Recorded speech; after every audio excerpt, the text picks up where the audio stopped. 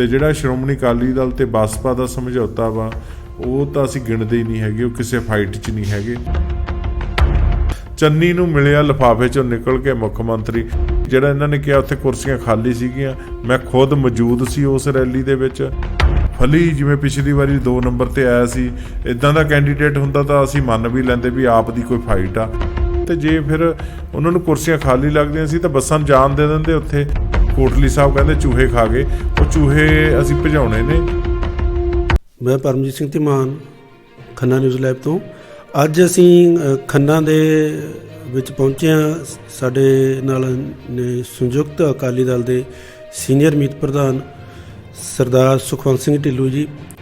ਚੋਣਾਂ ਦਾ ਜਿਹੜਾ ਦੌਰ ਆ ਖੰਨੇ ਦੇ ਵਿੱਚ ਮੱਘ ਗਿਆ ਹੈ।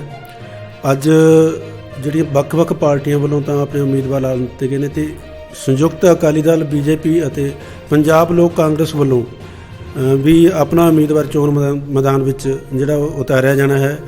ਉਸ ਗੱਠਜੋੜ ਦੇ ਸੀਨੀਅਰ ਆਗੂਆਂ ਦੇ ਵਿੱਚੋਂ ਨੇ ਸੁਖਵੰਤ ਸਿੰਘ ਢਿੱਲੋਂ ਜੀ। ਉਹਨਾਂ ਦੇ ਜਿਹੜੇ ਗੱਠਜੋੜ ਵੱਲੋਂ ਤੇ ਕਿਹੜੇ ਮੁੱਦਿਆਂ ਨੂੰ ਲੈ ਕੇ ਖੰਨੇ ਦੇ ਵਿੱਚ ਜਿਹੜੀ ਆਪਣੇ ਉਮੀਦਵਾਰ ਨੂੰ ਲਿਆਂਦਾ ਜਾ ਰਿਹਾ ਹੈ, ਤੇ ਉਹਦੇ ਬਾਰੇ ਅੱਜ ਗੱਲ ਕਰਾਂਗੇ ਸੁਖਵੰਤ ਸਿੰਘ ਜੀ ਨਾਲ। ਸੁਖਵੰਤ ਸਿੰਘ ਜੀ, ਜਿਹੜਾ ਗੱਠਜੋੜ ਵੱਲੋਂ ਕੀ ਤੁਹਾਡੇ ਮੁੱਦੇ ਹੋਣਗੇ, ਉਹਦੇ ਬਾਰੇ ਤੁਸੀਂ ਕੀ ਕਹਿਣਾ ਚਾਹੁੰਦੇ ਹੋ? ਖੰਨਾ। ਸਤਿ ਸ਼੍ਰੀ ਅਕਾਲ ਜੀ, ਖੰਨਾ ਨਿਊਜ਼। ਧਮਾਨ ਜੀ, ਪਹਿਲਾਂ ਤਾਂ ਮੈਂ ਪ੍ਰੈਸ ਮੀਡੀਆ ਦਾ ਬਹੁਤ ਆਭਾਰੀ ਹਾਂ। ਤੁਸੀਂ ਇੰਨੀ ਠੰਡ ਦੇ ਵਿੱਚ ਟਾਈਮ ਛੱਡ ਕੇ ਤੁਸੀਂ ਇੰਟਰਵਿਊ ਕਰਨ ਆਏ ਹੋ, ਬਹੁਤ ਧੰਨਵਾਦ ਤੁਹਾਡਾ। ਜਿਹੜਾ ਸਾਡਾ ਗੱਠਜੋੜ ਹੈ, ਲੋਕ ਪੰਜਾਬ ਕਾਂਗਰਸ ਅਤੇ ਸ਼੍ਰੋਮਣੀ ਅਕਾਲੀ ਦਲ ਸੰਯੁਕਤ ਅਤੇ BJP, ਸਾਡਾ ਤਿੰਨਾਂ ਪਾਰਟੀਆਂ ਦਾ ਹੈਗਾ। ਅੱਜ ਸ਼ਾਮ ਤੱਕ ਜਾਂ ਕੱਲ੍ਹ ਤੱਕ ਸਾਡੇ ਕੈਂਡੀਡੇਟ ਆ ਜਿਹੜੇ ਉਹ ਕਲੀਅਰ ਹੋ ਜਾਣਗੇ। ਸੋ ਇਸ ਕਰਕੇ ਜਿਹੜੀ ਖੰਨੇ ਦੀ ਸਿਆਸਤ ਆ ਇਹਦੇ 'ਤੇ ਜ਼ਿਆਦਾ ਫੋਕਸ ਅਸੀਂ ਕਰ ਰਹੇ ਹਾਂ, ਕਿਉਂਕਿ ਖੰਨਾ ਮੈਂ ਇੱਥੇ ਬਹੁਤ 2 ਸਾਲ ਤੋਂ 1.5 ਸਾਲ ਤੋਂ ਕੰਮ ਕਰ ਰਿਹਾ, ਅਤੇ ਗਰਾਊਂਡ ਲੈਵਲ 'ਤੇ ਮੈਂ ਕਾਰਪੋਰੇਸ਼ਨ ਦੀਆਂ ਇਲੈਕਸ਼ਨਾਂ ਅਤੇ ਹੋਰ ਵੀ ਸਾਰੀਆਂ ਇਲੈਕਸ਼ਨਾਂ ਇੱਥੇ ਦੇਖੀਆਂ ਨੇ। ਸੋ ਕੀ ਇੱਥੇ ਲੋਕਾਂ ਨੂੰ ਕੀ ਹੈ ਡਿਮਾਂਡ ਆ, ਕੀ ਗੱਲ ਆ, ਕੀ ਬਾਤ ਆ। ਸੋ ਇਸ ਕਰਕੇ ਜਿਹੜਾ ਖੰਨੇ ਦਾ ਮੇਨ ਆ, ਇੱਥੇ ਦੇ ਜਿਹੜੇ ਗੁਰਕੀਰਤ ਸਿੰਘ ਕੋਟਲੀ ਆ, ਉਹ 2 ਵਾਰੀ MLA ਬਣ ਗਏ, ਤੇ 3 ਕੁ ਮਹੀਨੇ ਪਹਿਲਾਂ ਉਹਨਾਂ ਨੂੰ ਮੰਤਰੀ ਵੀ ਬਣਾਇਆ ਗਿਆ ਚੰਨੀ ਸਰਕਾਰ ਦੇ ਵਿੱਚ। ਸੋ ਇਸ ਕਰਕੇ ਉਹ ਸਨਅਤ ਮੰਤਰੀ ਸੀਗੇ। ਅਤੇ ਪਹਿਲਾਂ ਤਾਂ ਮੈਂ ਮੰਤਰੀ ਸਾਹਿਬ ਨੂੰ ਇਸ ਗੱਲ ਦਾ ਮੰਤਰੀ ਬਣਨ 'ਤੇ ਵੀ ਮੈਂ ਵਧਾਈਆਂ ਦਿੱਤੀਆਂ ਸੀਗੀਆਂ, ਅਤੇ ਅੱਜ ਮੈਂ ਫਿਰ ਹੁਣ ਤਾਂ ਤੁਸੀਂ ਮੰਤਰੀ ਪਦ ਤੋਂ ਵੀ ਮਤਲਬ ਲੱਗਿਆ ਹੋਇਆ ਚੋਣ ਜ਼ਾਬਤਾ। ਤੁਸੀਂ ਸਨਅਤ ਪਹਿਲਾਂ ਤਾਂ ਤੁਸੀਂ ਕਹਿੰਦੇ ਸੀਗੇ ਵੀ ਮੇਰੇ ਹੱਥ ਦੇ ਵਿੱਚ ਜ਼ਿਲ੍ਹਾ ਬਣਾਉਣ ਵਾਸਤੇ ਕੁਛ ਨਹੀਂ ਹੈਗਾ, ਫਿਰ ਤੁਸੀਂ ਹਰ ਗੱਲ ਨੂੰ ਤੁਸੀਂ ਭੱਜ ਜਾਂਦੇ ਹੋ। ਜਦੋਂ ਕਰੋਨਾ ਸੀਗਾ ਤੁਸੀਂ ਕਿਹਾ ਮੈਨੂੰ ਪਾਸ ਨਹੀਂ ਮਿਲਦਾ ਚੰਡੀਗੜ੍ਹ ਤੋਂ, ਮੈਂ ਆ ਨਹੀਂ ਸਕਦਾ। ਜਦੋਂ ਕੋਈ ਆਪਾਂ ਡਿਵੈਲਪਮੈਂਟ ਦੀ ਗੱਲ ਕਰਦੇ ਹਾਂ ਤਾਂ ਤੁਸੀਂ ਕਹਿੰਦੇ ਮੇਰਾ ਠੇਕੇਦਾਰ ਨਹੀਂ ਮੇਰੇ ਆਖੇ ਲੱਗਦਾ।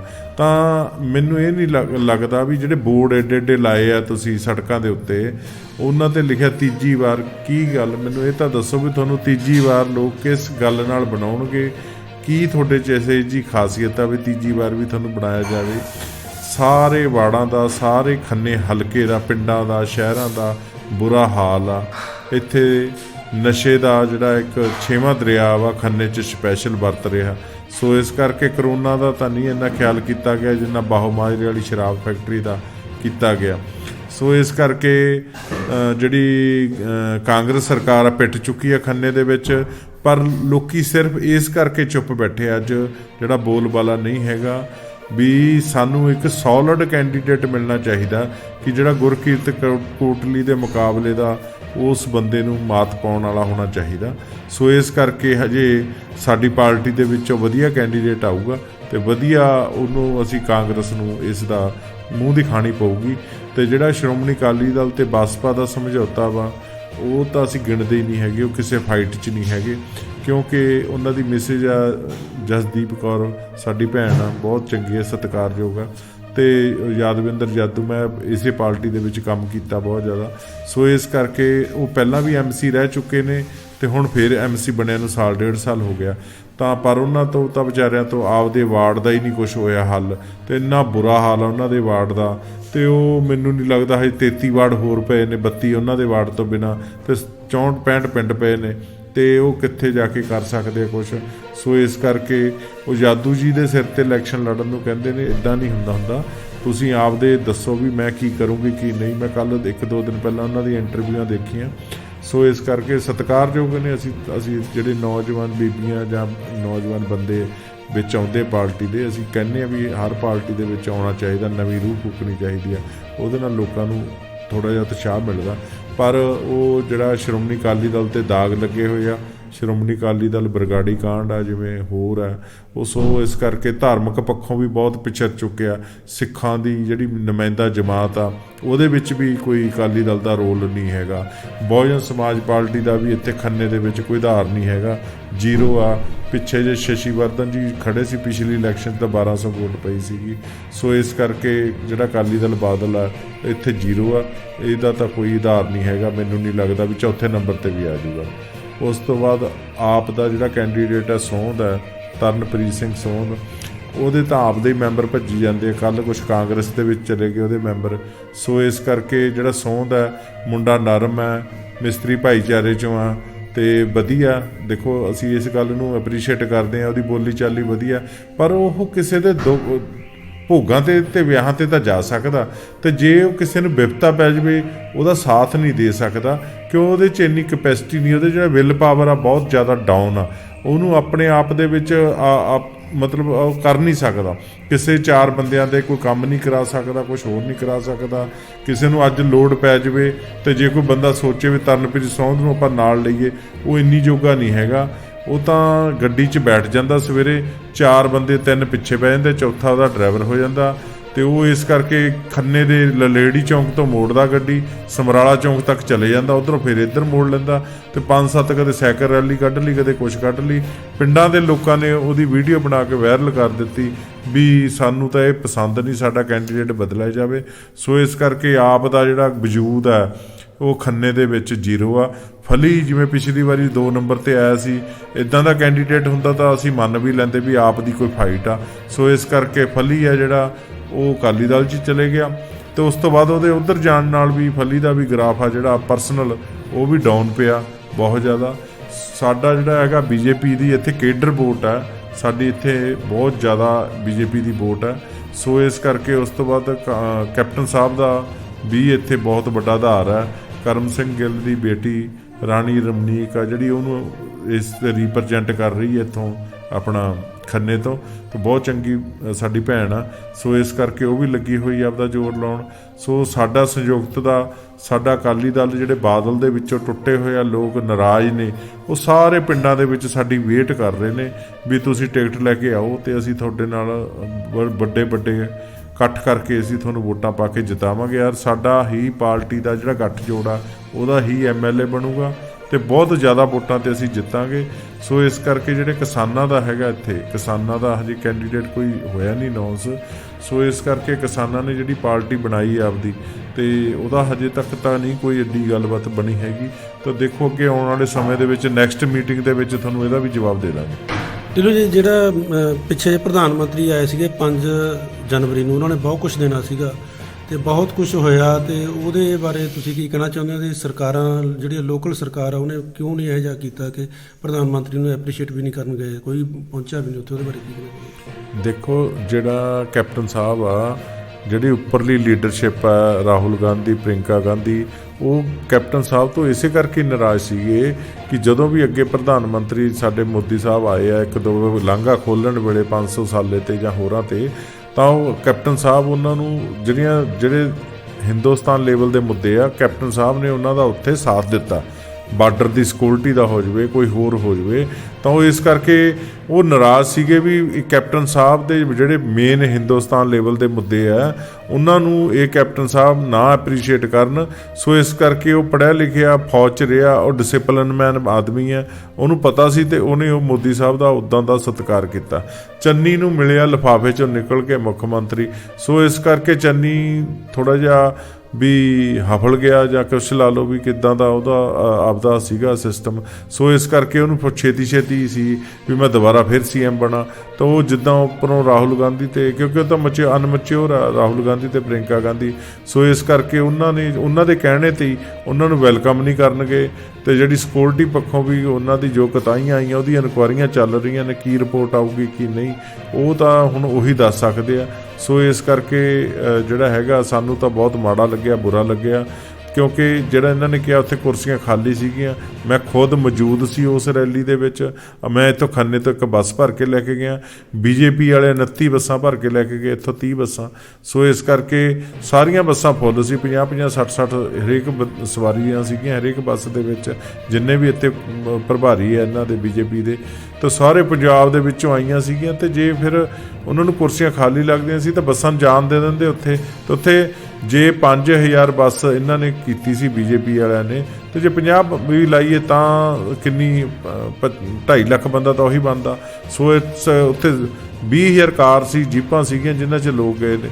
ਸੋ ਇਸ ਕਰਕੇ ਲੱਖ ਬੰਦਾ ਉਹ ਬਣਦਾ।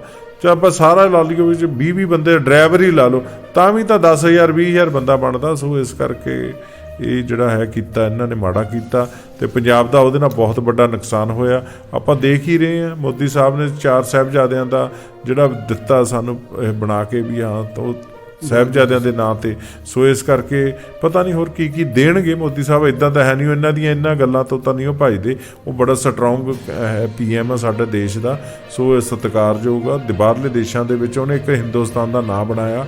ਤਾਂ ਸੋ ਇਸ ਕਰਕੇ ਆਉਣ ਵਾਲੇ ਸਮੇਂ ਦੇ ਵਿੱਚ ਅੱਜ ਜਦੋਂ ਇਲੈਕਸ਼ਨ ਦਾ ਹੋ ਜਾਊਗਾ ਸਾਰਾ ਕੁਛ, ਤਾਂ PM ਸਾਹਿਬ ਪੈਕੇਜ ਦੇਣਗੇ ਪੰਜਾਬ ਨੂੰ, ਵੱਡੇ ਪੈਕੇਜ ਦੇਣਗੇ। ਅਸੀਂ ਦਵਾਵਾਂਗੇ, ਨਾਲ ਇੰਡਸਟਰੀ ਨੂੰ ਵੀ ਪ੍ਰਫੁੱਲਤ ਕਰਾਂਗੇ, ਅਤੇ ਹੋਰ ਵੀ ਜਿਹੜੀਆਂ ਹੈਗੀਆਂ ਨੌਕਰੀਆਂ ਨੇ ਜਾਂ ਹੋਰ ਵੀ ਅਸੀਂ ਉਹਨਾਂ ਨੂੰ ਵੀ, ਨਸ਼ੇ ਦਾ ਜਿਹੜਾ 5ਵਾਂ ਦਰਿਆ 6ਵਾਂ ਚੱਲਦਾ ਇਹਨੂੰ ਵੀ ਬੰਦ ਕਰਾਵਾਂਗੇ। ਸੋ ਇਸ ਕਰਕੇ ਸੈਂਟਰ ਸਰਕਾਰ ਨਾਲ ਮਿਲ ਕੇ ਹੀ ਗੱਲ ਬਣਨੀ ਹੈ, ਕਿਉਂਕਿ ਸੈਂਟਰ ਸਰਕਾਰ ਹੀ ਪੈਕੇਜ ਦਿੰਦੀ ਹੈ। ਪੰਜਾਬ ਸਰਕਾਰ ਤਾਂ 3 ਲੱਖ ਕਰੋੜ ਦੇ ਵਿੱਚ ਪਹਿਲਾਂ ਹੀ ਕਰਜਾਈ ਹੈ। ਸੋ ਇਸ ਕਰਕੇ ਇਹਨਾਂ ਤੋਂ ਤਾਂ ਕੋਈ ਆਸ ਨਹੀਂ ਰੱਖੀ ਜਾ ਸਕਦੀ। ਮੈਂ ਤਾਂ ਸਾਰਿਆਂ ਨੂੰ ਬੇਨਤੀ ਕਰਦਾ, ਖੰਨਾ ਹਲਕੇ ਦੇ ਲੋਕਾਂ ਨੂੰ ਕੀ ਅਪੀਲ ਆ, ਜਿਹੜੇ ਵੀ ਆਉਣ ਵਾਲੀ ਇਲੈਕਸ਼ਨਾਂ ਦੇ ਵਿੱਚ ਤੁਹਾਡਾ ਕੀ ਅਪੀਲ ਹੋਣੀ? ਮੈਂ ਖੰਨੇ ਦੇ ਲੋਕਾਂ ਨੂੰ ਕੀ ਸਾਰੇ ਪੰਜਾਬ ਦੇ ਲੋਕਾਂ ਨੂੰ ਕਹਿਣਾ ਵੀ ਜਿੱਥੇ ਵੀ ਬੀਜੇਪੀ ਦਾ, ਸੰਯੁਕਤ ਦਾ ਅਤੇ ਕੈਪਟਨ ਸਾਹਿਬ ਦਾ ਬੰਦਾ ਖੜ੍ਹਦਾ ਕੈਂਡੀਡੇਟ, ਉਹਨਾਂ ਨੂੰ ਵੋਟਾਂ ਪਾ ਕੇ ਜਿਤਾਓ। ਕਿਉਂਕਿ ਤੁਸੀਂ ਜਿਹੜੇ ਹੈਗੇ ਆ ਅਕਾਲੀ ਦਲ ਵਾਲੇ ਅਤੇ ਆਪਣਾ ਕਾਂਗਰਸ ਵਾਲੇ, ਇਹਨਾਂ ਨੂੰ ਤੁਸੀਂ ਦੇਖ ਚੁੱਕੇ ਹੋ। ਇਹ ਜਿਹੜਾ ਬਦਲ ਆ ਲੋਕ ਚਾਹੁੰਦੇ ਆ। ਬੀਜੇਪੀ ਦਾ ਅਕਾਲੀ ਦਲ ਨਾਲ ਸਮਝੌਤਾ ਸੀਗਾ ਪਹਿਲਾਂ, ਪਰ ਬੀਜੇਪੀ ਨੂੰ ਕੰਮ ਨਹੀਂ ਕਰਨ ਦਿੱਤਾ।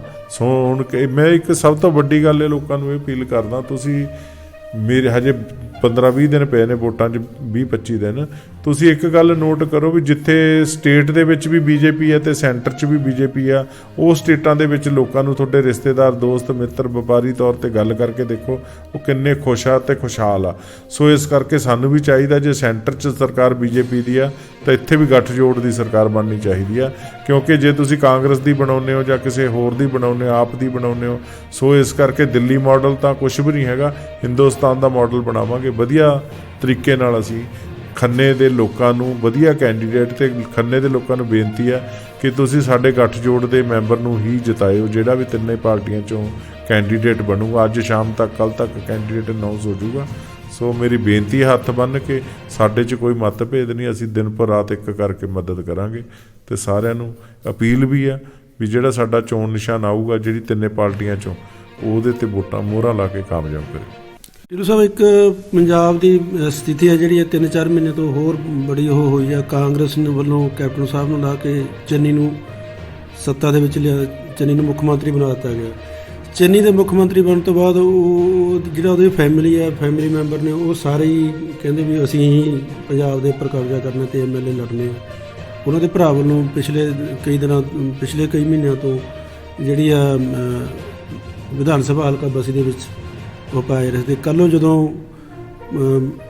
GP ਨੂੰ ਦੁਬਾਰਾ ਟਿਕਟ ਦੇ ਦਿੱਤੀ ਗਈ ਹੈ ਬਸੀ ਪਠਾਣਾ ਤੋਂ, ਤਾਂ ਉਹਨਾਂ ਵੱਲੋਂ ਬਗਾਵਤੀ ਸੁਰਾਂ ਜਿਹੜੇ ਕੱਲ੍ਹ ਦੱਸੇ ਗਏ ਨੇ ਵੀ ਮੈਂ ਆਜ਼ਾਦ ਉਮੀਦਵਾਰ ਲੜੂੰਗਾ।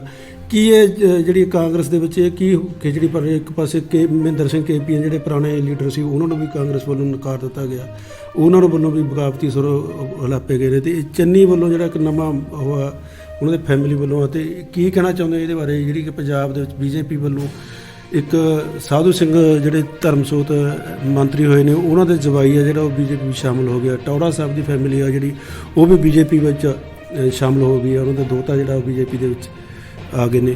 ਇਹਦੇ ਬਾਰੇ ਕੀ ਕਹਿਣਾ ਚਾਹੁੰਦੇ ਜਿਹੜੇ ਚੰਨੀ ਦੇ ਭਰਾ ਵੱਲੋਂ ਇਹ ਕੀਤਾ ਗਿਆ? ਦੇਖੋ, ਚੰਨੀ ਕੋਈ ਪਰਸਨੈਲਿਟੀ ਨਹੀਂ ਸੀਗਾ, ਉਹ ਤਾਂ ਇੱਕ ਡੈੱਡ ਹੋਇਆ ਹੈ ਮੰਤਰੀ, ਕੈਪਟਨ ਦਾ ਨਕਾਰਿਆ ਹੋਇਆ ਬੈਠਾ ਸੀ ਘਰੇ। ਉਹ ਨਵਜੋਤ ਸਿੱਧੂ ਨੇ ਜਦੋਂ ਤਾਸ਼ ਦਾ ਪੱਤਾ ਸੁਖਜਿੰਦਰ ਰੰਧਾਵੇ 'ਤੇ ਖੇਡਿਆ, ਤੇ ਆਪਣੇ ਉਹਨਾਂ ਤੇ ਖੇਡਿਆ, ਜਿਹੜੇ ਹੈਗੇ ਆ, ਇੱਕ ਹਿੰਦੂ ਚਿਹਰਾ ਸੀ।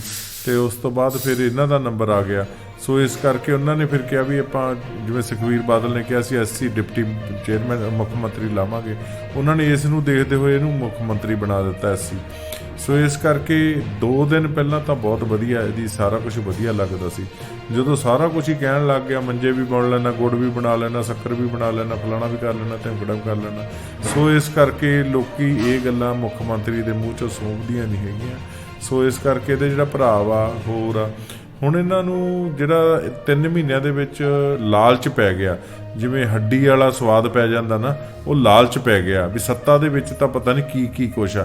ਫਿਰ ਥੋੜ੍ਹੇ ਦਿਨਾਂ ਦੇ ਵਿੱਚ ਜੈ ਜੈਕਾਰ ਬਹੁਤ ਹੋ ਗਈ ਇਹਨਾਂ ਦੇ ਪਰਿਵਾਰ ਦੀ। ਸੋ ਇਸ ਕਰਕੇ ਉਹ ਜਿਹੜਾ ਹੈਗਾ ਜੇਪੀ ਦੀ ਟਿਕਟ, ਕਿਉਂ ਉਹਨੇ ਜਿੱਤਿਆ ਹੋਇਆ ਕੈਂਡੀਡੇਟ ਸੀ, ਉਹਦੀ ਉੱਥੇ ਮਿਹਨਤ ਕੀਤੀ ਹੋਈ ਸੀ। ਹੁਣ ਇਹਨਾਂ ਦੇ ਪਰਿਵਾਰ ਦਾ ਠੇਕਾ ਥੋੜ੍ਹੀ ਲਿਆ ਹੋਇਆ ਵੀ ਸਾਰਿਆਂ ਨੂੰ ਟਿਕਟਾਂ ਦਿੱਤੀਆਂ ਜਾਣ ਪਾਰਟੀ 'ਚੋਂ। ਸੋ ਇਸ ਕਰਕੇ ਜਿਹੜੇ KP ਸਿੰਘ ਆ, ਉਹ KP ਹੈ, ਉਹਨੂੰ ਵੀ ਇਹ ਤਾਂ ਹੀ ਕੱਢਿਆ ਗਿਆ ਕਿ ਉਹ ਕੁੜਮਾ ਇਹਨਾਂ ਦੀ ਰਿਸ਼ਤੇਦਾਰੀ ਹੈ ਚੰਨੀ ਦੀ। ਧਰਮਸੋਤ ਆ, ਉਹਨੇ ਜਾਣ ਕੇ ਆਪਦਾ ਜਿਹੜਾ ਜਵਾਈ ਹੈ ਵਿੱਚ ਬਾੜਤਾ ਵੀ ਕੱਲ੍ਹ ਨੂੰ ਕੋਈ ਉੱਚ ਨੀਚ ਹੁੰਦੀ ਹੈ, ਮੇਰੀ ਕੋਈ ਇਨਕੁਆਇਰੀ ਖੋਲ੍ਹਦੀ ਹੈ ਤਾਂ ਉਹ ਵਿੱਚ ਜਾ ਕੇ ਮੈਨੂੰ ਸਪੋਰਟ ਤਾਂ ਕਰੂਗਾ। ਇਹ ਤਾਂ ਜਾਣ ਬਚਾਉਂਦੇ ਫਿਰਦੇ ਆ। BJP ਕਿਸੇ ਨੂੰ ਟੈਲੀਫੋਨ ਨਹੀਂ ਕਰਦੀ, BJP ਕਿਸੇ ਦੇ ਘਰੇ ਜਾ ਕੇ ਇਹਨਾਂ ਦੇ ਕੁੰਡੇ ਨਹੀਂ ਖੜਕਾਉਂਦੀ। ਇਹ ਖੁਦ ਆਪ ਬਹੀਰਾਂ ਘੱਤ ਕੇ ਉਹਨਾਂ ਕੋਲੇ ਜਾ ਰਹੇ ਨੇ। ਸੋ ਇਸ ਕਰਕੇ ਜਿਹੜਾ ਹੈਗਾ ਟੌੜਾ ਪਰਿਵਾਰ ਆ, ਸਾਰੇ ਆ। ਸੋ ਇਸ ਕਰਕੇ ਹੁਣ ਮੈਂ ਤਾਂ ਕਹਿੰਦਾ ਕਿਸੇ ਦਾ ਵੀ ਪਰਿਵਾਰ ਹੋਵੇ, ਕੋਈ ਵੀ ਪਾਰਟੀ ਦਾ ਨਾਲ ਕੰਮ ਕਰਦਾ ਹੋਵੇ, ਜੇ ਉਹ ਮਿਹਨਤੀ ਆ। ਦੂਜੀ ਜਗ੍ਹਾ 'ਤੇ ਜੇ ਉਹਨੂੰ ਬਾਦਲ ਪਰਿਵਾਰ ਦੇ ਵਿੱਚ ਟੌੜੇ ਪਰਿਵਾਰ ਦੀ ਹੀ ਨਹੀਂ ਸੀਗੀ ਤਾਂ ਉਹਨੂੰ ਕਿਸੇ ਨੇ ਪੁੱਛਿਆ ਹੀ ਨਹੀਂ, ਉਹਨਾਂ ਨੇ ਤਾਂ ਜਾਣਾ ਨਾ ਕਿਤੇ। ਸੋ ਇਸ ਕਰਕੇ ਉਹਨਾਂ ਨੂੰ ਇਹ ਪਲੇਟਫਾਰਮ ਵਧੀਆ ਲੱਗਿਆ, ਚਲੇ ਗਏ। ਅਸੀਂ ਵੈਲਕਮ ਕਰਦੇ ਹਾਂ ਜਿਹੜੇ ਵੀ ਸਾਡੀ ਜਿਹੜਾ ਸਾਂਝੇ ਧੜੇ ਦੇ ਵਿੱਚੋਂ ਆਏ ਆ ਬੰਦੇ, ਅਸੀਂ ਇਹਨਾਂ ਦਾ ਧੰਨਵਾਦ ਕਰਦੇ ਹਾਂ। ਹੋਰ ਵੀ ਆਉਣ, ਜਿੰਨੇ ਵੀ ਇਹਨਾਂ ਦੇ ਜਵਾਈ, ਕੁੜੀਆਂ, ਭੂਆ, ਫੁੱਫੜ ਜਿੰਨੇ ਵੀ ਹੈਗੇ ਆ, ਸਾਰੇ ਆਉਣ। ਅਸੀਂ ਸਾਰਿਆਂ ਨੂੰ ਵੈਲਕਮ ਕਰਾਂਗੇ, ਸਵਾਗਤ ਕਰਾਂਗੇ। ਅਸੀਂ ਪਾਰਟੀ 'ਚ ਮਨ ਦਾ ਮਾਨ ਸਨਮਾਨ ਵੀ ਦੇਵਾਂਗੇ। ਸੋ ਇਸ ਕਰਕੇ ਕਾਂਗਰਸ ਦਾ ਜਿਹੜਾ ਬੇੜਾ ਹੈਗਾ ਹੁਣ ਚੜ੍ਹਨਾ ਨਹੀਂ, ਇਹਦਾ ਡੁੱਬ ਚੁੱਕਿਆ। ਸੋ ਅਕਾਲੀ ਦਲ, ਬਾਦਲ ਤੇ ਬਹੁਜਨ ਸਮਾਜ ਪਾਰਟੀ ਵੀ ਖਤਮ ਹੋ ਚੁੱਕੀ ਪੰਜਾਬ 'ਚੋਂ। 5-4 ਸੀਟਾਂ ਜੇ ਮੈਨੂੰ ਲੱਗਦਾ ਆਉਣਗੀਆਂ ਇਹਨਾਂ ਦੀਆਂ, ਇਸ ਤੋਂ ਵੱਧ ਤਾਂ ਆਉਣੀਆਂ ਨਹੀਂ ਹੈਗੀਆਂ। ਸੋ ਇਸ ਕਰਕੇ ਆਉਣ ਵਾਲਾ ਸਮਾਂ ਜਿਹੜਾ ਹੈਗਾ ਉਹ BJP ਦਾ ਹੀ ਹੈ। ਆਪ ਵੀ ਝੂਠ ਤੇ ਪੈਸੇ ਲੈ ਕੇ ਟਿਕਟਾਂ ਦੇ ਰਹੀ ਹੈ, ਲੋਕ ਇਹਦੇ ਤੋਂ ਵੀ ਨਾਰਾਜ਼ ਹੈ। ਇਹਦੇ ਵੀ ਸਾਰੇ ਬੰਦੇ ਭੱਜੀ ਜਾ ਰਹੇ, ਐਲੀਗੇਸ਼ਨ ਲੱਗ ਰਹੇ ਨੇ। ਸੋ ਇਸ ਕਰਕੇ ਜਿਹੜਾ ਹੈਗਾ ਸਾਡਾ ਸੰਯੁਕਤ ਮੋਰਚਾ ਇਹ ਕਾਮਯਾਬ ਹੋਊਗਾ, ਬਹੁਤ ਵੱਡੇ ਪੱਧਰ 'ਤੇ ਹੋਊਗਾ। ਢੀਂਡਸਾ ਸਾਹਿਬ ਦੀ ਤੇ ਕੈਪਟਨ ਸਾਹਿਬ ਦੀ ਸੋਚ ਦੇ ਮੁਤਾਬਕ ਇਹ ਜਿਹੜਾ ਹੈਗਾ ਸਾਡੀ BJP ਦੀ ਸਰਕਾਰ ਬਣੂਗੀ, BJP ਦਾ ਹੀ ਮੁੱਖ ਮੰਤਰੀ ਬਣੂਗਾ ਤੇ BJP ਹੀ ਪ੍ਰਫੁੱਲਤ ਹੋਊਗੀ। ਆਉਣ ਵਾਲਾ ਸਮਾਂ ਤੁਹਾਨੂੰ ਵਧੀਆ ਹੀ ਮਿਲੂਗਾ। ਢਿੱਲੋਂ ਸਾਹਿਬ, ਜਿਹੜਾ ਖੰਨੇ ਦੀ ਡਿਵੈਲਪਮੈਂਟ ਦੇ ਵਿੱਚ ਵੀ ਬਹੁਤ ਲੋਕਾਂ ਨੂੰ ਅਜੇ ਵੀ 40 ਸਾਲ ਤਾਂ ਹੋ ਗਏ ਲੈਨੋ ਪਾਰ ਦੇ ਲੋਕਾਂ ਨੂੰ ਜਿਹੜੇ ਭੁਗਤ ਰਹੇ ਨੇ। ਇੱਕ ਗੱਬੇ ਪੁਲ ਬਣ ਗਿਆ, ਦੂਸਰਾ ਖੰਨੇ ਦੇ ਵਿੱਚ ਕੋਈ ਇਸ ਤਰ੍ਹਾਂ ਦਾ ਕੋਈ ਉਹ ਨਹੀਂ ਹੈ ਜਿੱਥੇ ਲੋਕ ਮਿਲ ਬੈਠ ਕੇ ਗੱਲਬਾਤ ਕਰ ਸਕਣ। ਪਾਰਕ ਨਹੀਂ ਹੈ ਖੰਨੇ ਦੇ ਵਿੱਚ ਕੋਈ ਵਧੀਆ।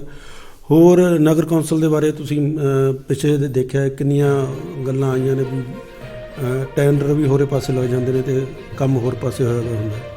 ਕੀ ਕਹਿਣਾ ਚਾਹੁੰਦੇ?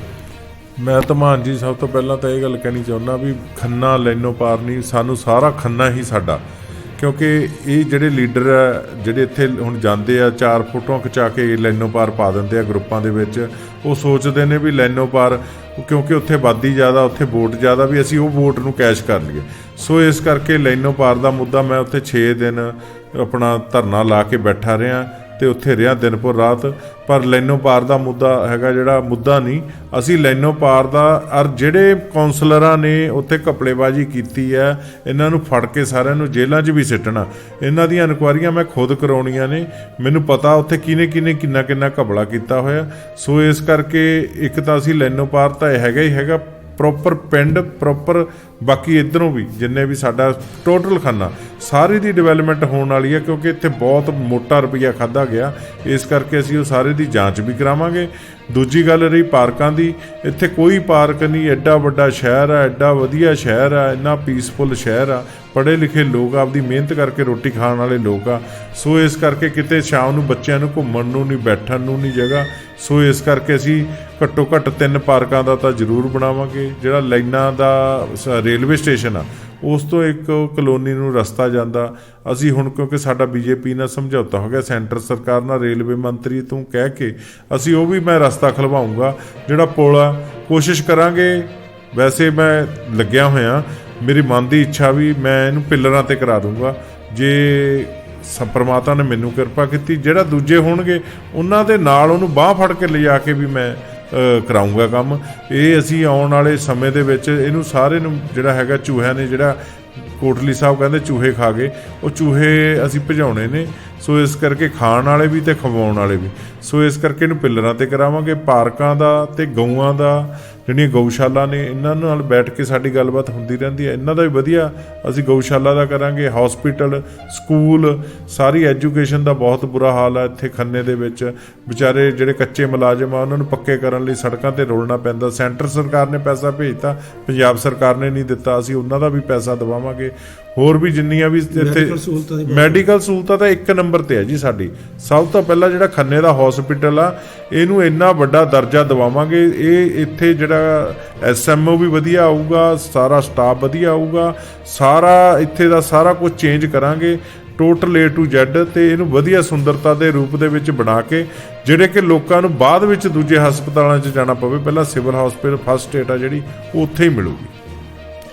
ਅਸੀਂ ਸੁਖਵੰਤ ਸਿੰਘ ਢਿੱਲੋਂ ਜੀ, ਇਹਨਾਂ ਦਾ ਕਹਿਣਾ ਵੀ ਖੰਨੇ ਦੇ ਵਿੱਚ ਜਿਹੜੀਆਂ ਜ਼ਰੂਰੀ ਸਹੂਲਤਾਂ ਨੇ ਉਹਨਾਂ ਨੂੰ ਪਹਿਲ ਦੇ ਆਧਾਰ 'ਤੇ ਗੱਠਜੋੜ ਵੱਲੋਂ ਜਿਹੜੀ ਵੀ ਸਰਕਾਰ ਦੇ ਵਿੱਚ ਜਿਹੜਾ ਵੀ ਉਮੀਦਵਾਰ ਜਾਂ ਜਿਹੜਾ ਵੀ ਕੈਂਡੀਡੇਟ ਇਹਨਾਂ ਦਾ ਮਜ਼ਬੂਤ ਇੱਥੇ ਜਿੱਤਦਾ ਹੈ, ਚਾਹੇ ਖੁਦ ਸ਼੍ਰੋਮਣੀ ਅਕਾਲੀ ਦਲ ਸੰਯੁਕਤ ਵੱਲੋਂ ਆਉਂਦੇ ਨੇ ਜਾਂ ਪੰਜਾਬ ਲੋਕ ਕਾਂਗਰਸ ਵੱਲੋਂ ਤੇ ਜਾਂ BJP ਵੱਲੋਂ ਜਿਹੜਾ ਵੀ ਉਮੀਦਵਾਰ ਇਹਨਾਂ ਦਾ ਇੱਥੇ ਆਉਂਦਾ ਹੈ, ਉਹਨਾਂ ਦੀ ਵੱਧ ਤੋਂ ਵੱਧ ਮਦਦ ਕਰਨਗੇ ਅਤੇ ਹਰੇਕ ਗੱਠਜੋੜ ਆ ਜਿਹੜਾ ਸਾਰਾ ਲੋਕਾਂ ਦੇ ਵਿੱਚ ਆਪਣੇ ਮਸਲੇ ਲੈ ਕੇ ਜਾਊਗਾ ਅਤੇ ਖੰਨੇ ਸ਼ਹਿਰ ਨੂੰ ਇੱਕ ਪ੍ਰਫੁੱਲਤ ਸ਼ਹਿਰ ਵਧੀਆ ਬਣਾਉਣ ਦਾ ਇਹਨਾਂ ਦਾ ਜਿਹੜਾ ਸੁਪਨਾ ਹੈ। ਮੈਂ ਪਰਮਜੀਤ ਸਿੰਘ ਧੀਮਾਨ, ਖੰਨਾ ਨਿਊਜ਼ ਲਾਈਵ।